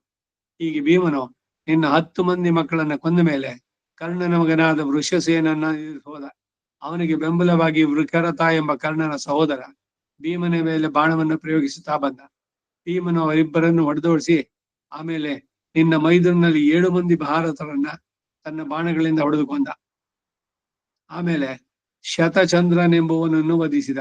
ಇದನ್ನು ನೋಡಿ ಶಕುನಿ ತಮ್ಮಂದಿರಾದಂತಹ ಗವಾಕ್ಷ, ಶರಭ, ವಿಭೂ, ಸುಭಗ, ಭಾನುದತ್ತ ಎಂಬ 5 ಮಂದಿ ಮಹಾರಾಜರು ಭೀಮನಿಗೆ ಎದುರಾಗಿ ಪರ್ವತದ ಮೇಲೆ ಮಳೆಯನ್ನು ಕರೆಯುವಂತೆ ಮೇಘದಂತೆ ಏಡ್ಬಿಡದೆ ಬಾಣಗಳನ್ನು ಬಿಡ್ತಾ ಇದ್ರು. ಭೀಮನು ಆ 5 ಮಂದಿಯನ್ನು ಇದೇ 5 ಬಾಣಗಳಿಂದ ಕೊಂದು ಕಳೆಹಿದ. ಇದನ್ನು ನೋಡಿ ನಮ್ಮ ಕಡೆಯ ಅನೇಕ ರಾಜರು ರಣರಂಗದಿಂದ ಚದುರು ಹೋದ್ರು. ಇದೇ ಸಮಯದಲ್ಲಿ ಯುಧಿಷ್ಠಿರನು ಕೂಡ ದ್ರೋಣನು ನಿನ್ನ ಮಕ್ಕಳು ನೋಡುತ್ತಿರುವಾಗಲೇ ನಿನ್ನ ಸೈನ್ಯದಲ್ಲಿ ಅನೇಕರನ್ನು ಹೊಡೆದೋಡಿಸಿದ. ಅಂಬಷ್ಟರು, ಮಾಲವರು, ತ್ರಿಗರ್ತರು, ಶಿಬಿಗಳು, ಅಭಿಷಹರು, ಶೂರಸೇನ, ಯೌಧೇಯ, ಬಾಕ್ಲೀಗ, ವಸಾತಿಗಳು, ಮದ್ರಕರು ಮೊದಲಾದವರೆಲ್ಲ ತನ್ನ ಬಾಣಗಳಿಂದ ಸಂಹರಿಸುತ್ತಾ ರಣಭೂಮಿಯನ್ನೆಲ್ಲ ರಕ್ತ ಪ್ರವಾಹಮಯವನ್ನಾಗಿ ಮಾಡಿದ. ಯುಧಿಷ್ಠಿರನ ಮೇಲೆ ಆಕ್ರೋಶದಿಂದ ಆಗ ನಿನ್ನವರಲ್ಲಿ ಹಿಡಿಯಿರಿ, ಕೊಲ್ಲರಿ, ಸೆಳೆದನ್ನಿ, ಕೊಡಿ, ಹೊಡೆಯಿರಿ, ಕತ್ತರಿಸಿ ಎಂಬ ಮಾತುಗಳೇ ಪ್ರಬಲವಾಗಿ ಕಳಿಸ್ತಾ ಇತ್ತು.